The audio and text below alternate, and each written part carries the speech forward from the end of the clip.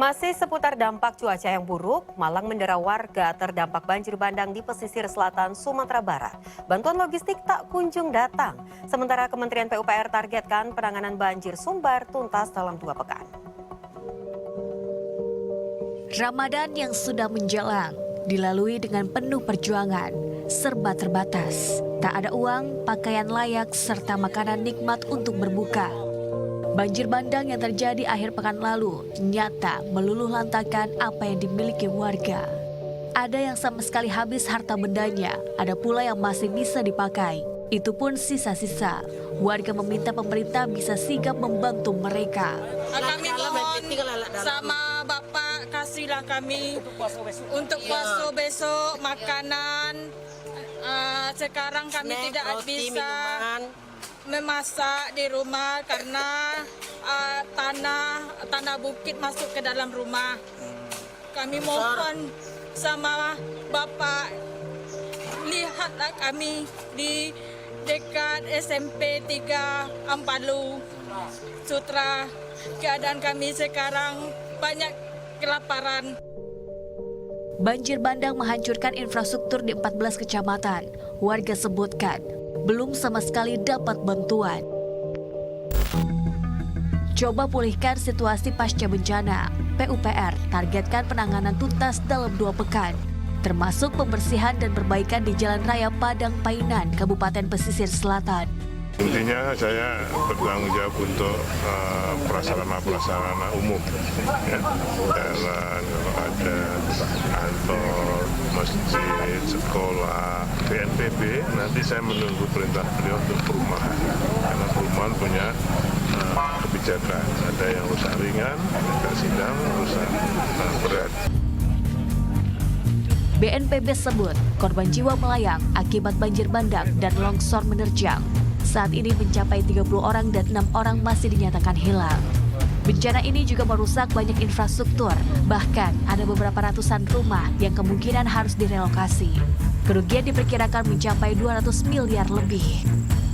Bencana ini cukup masif karena mengakibatkan korban jiwa tidak sedikit, ada 27 ya, tambah ya 3 yang pada Pariaman, berarti 30 yang meninggal. Kita memberikan bantuan kebutuhan dasar, baik berupa anggaran operasional maupun barang-barang kebutuhan dari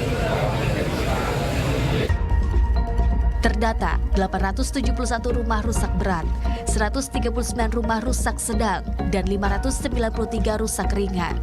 51 rumah ibadah terdampak, 23 jembatan dan 28 sekolah rusak parah.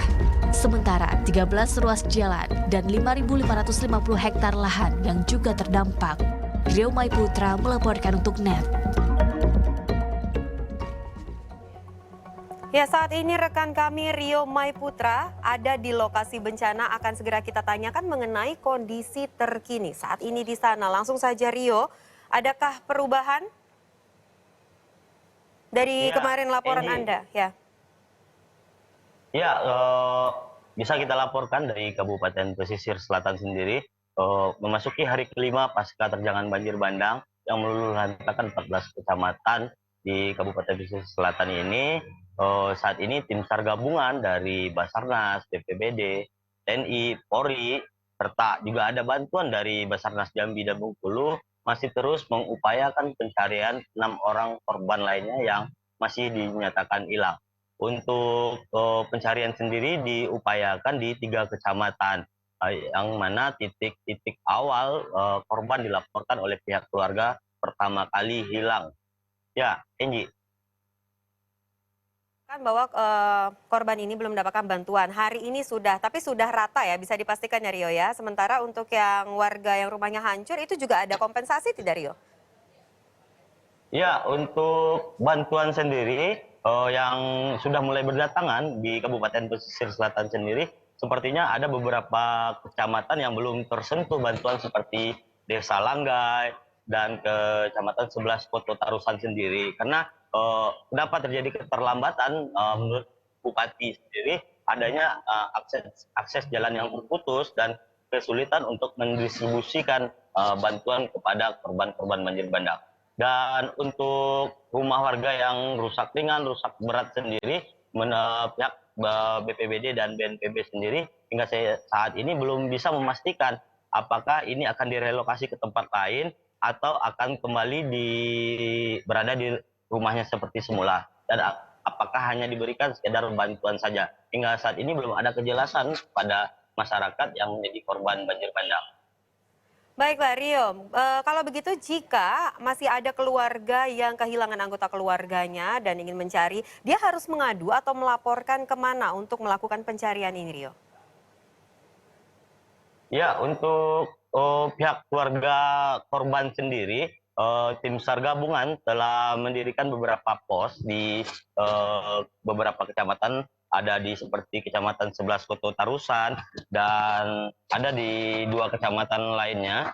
Di sana akan didirikan pos-pos untuk masyarakat yang melaporkan masih adanya keluarga yang hilang atau belum ditemukan, dan itu pos itu akan didirikan dan disetembakan petugas selama 24 jam.